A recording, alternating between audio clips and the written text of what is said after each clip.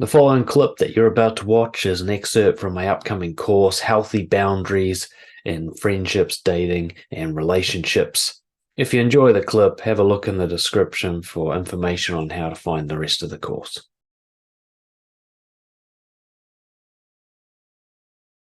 So in this video, we're going to talk about the difference between confrontation and conflict. And it's a difference that matters.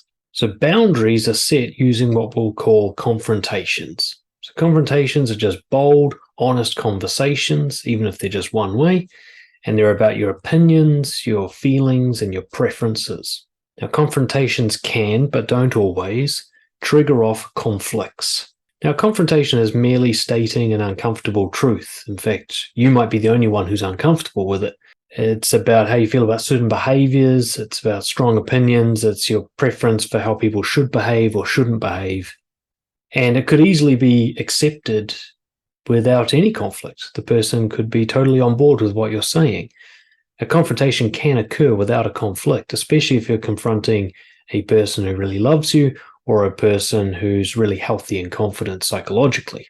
Conflict is when one or more people in the confrontation lose control of their emotional state and become irrational, where they become so heightened emotionally that they lose track of things like logic and reason and fairness and even compassion for the other person.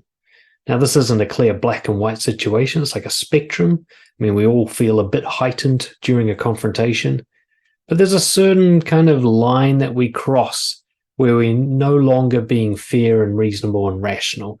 And when somebody, and it only takes one person, crosses that line, we will now say that we're in a conflict, or at least they are. So a person can have a conflict all on their own, or people can have conflict with each other, which really means both people are in conflict and it's kind of bouncing off each other.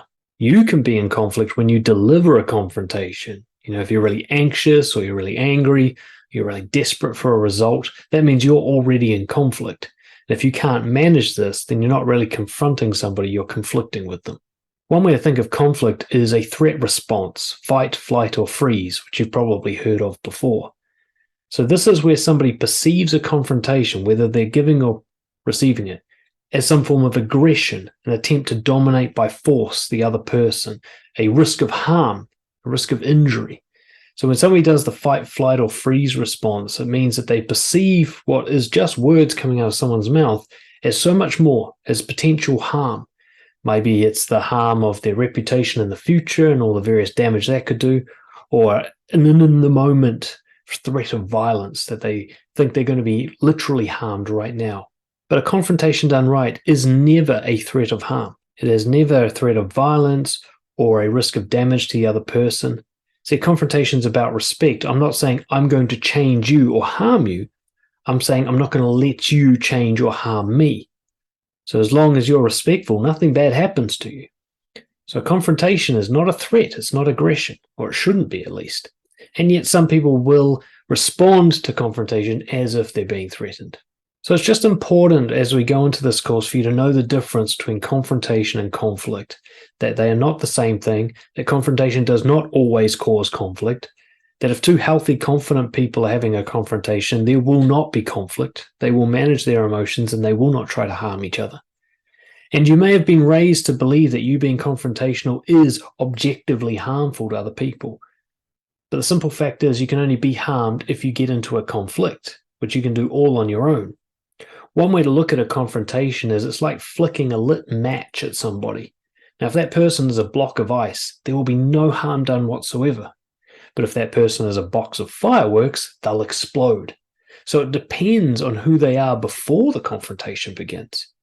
So if you find that people react really badly to you just being honestly and respectively assertive, then they're the ones who already had insecurity and trauma and issues and triggers before you even opened your mouth. You can't take responsibility for that. So one way to look at boundary setting is the ability to confront without giving in to the temptation of conflict, the temptation of getting angry and abusive and unreasonable and illogical. If you can resist that temptation, if you can manage your emotions, even if the other person can't, then you stay in boundary setting and confrontation and you don't fall into conflict.